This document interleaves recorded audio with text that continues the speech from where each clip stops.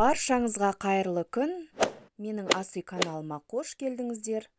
Әдеттегідей бүгін мен Гүлнұр сіздермен балаларымның сүйіп жейтін пирогтарының бірі слезы ангела, яғни періштенің көз жасы атты пирогтың рецептісімен бөлісетін боламын. Ендеше бірге жасап көрейік.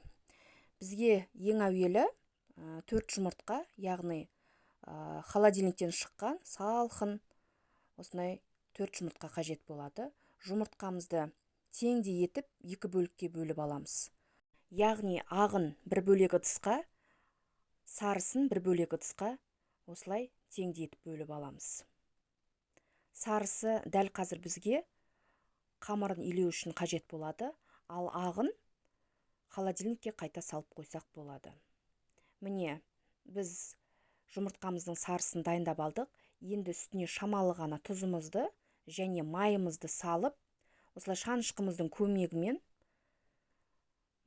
жұмыртқадағы майымызды еру үшін осылай жақсылап араластырып аламыз да, оның үстіне қантымызды және де лимонның суын, одан кейін лимонның қабығын үккіштен өткізіп, осылай тестамызға салып алатын боламыз.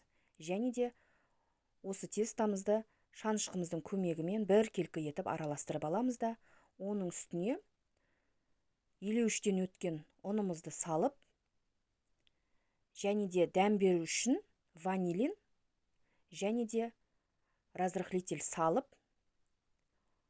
қамырымызды біркелкі етіп, осылай араластырып аламыз. Алғашқыда шанышқымыздың көмегімен араластырып аламыз. Одан кейін қолымызды батыра отырып, қолымыздың көмегімен осылай қамыр илеп аламыз да, оны тағамға арналған пакетке салып, жарты сағат уақытқа қалдырамыз. Оға дейін біз салмасына кірісетін боламыз. Салмасына бізге творог, қант және де бір жұмыртқа қажет болады.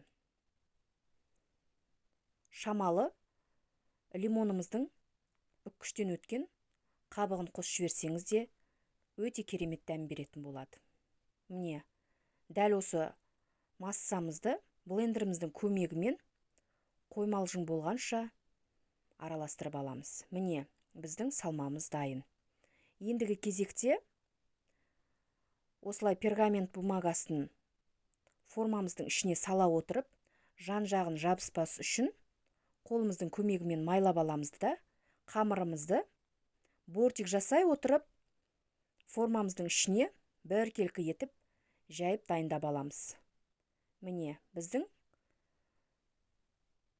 бортик жасай отыра жасаған қамырымыз дайын. Ендігі кезекте осы лопаткамыздың көмегімен бір тегіс етіп, салмасын салып, алдын ала қызып тұрған пеште пісіріп аламыз.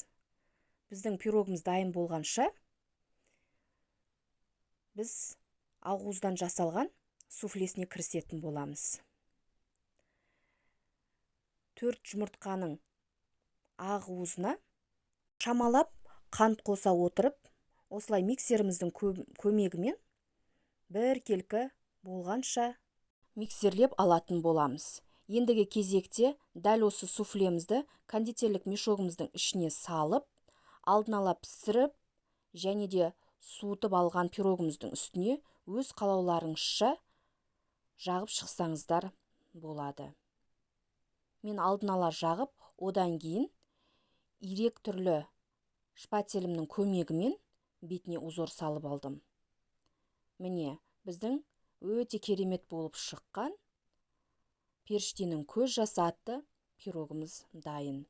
Сіздер де дәл осы рецепт түрімен жасап көріңіздер.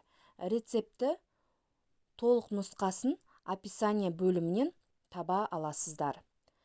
Дәл осы видеоны соңына дейін қарап, менің каналыма тіркелмеген болсаңыз тіркеліп, лайк басып, өз пікіріңізді қалдырып кетуді ұмытпаңыздар.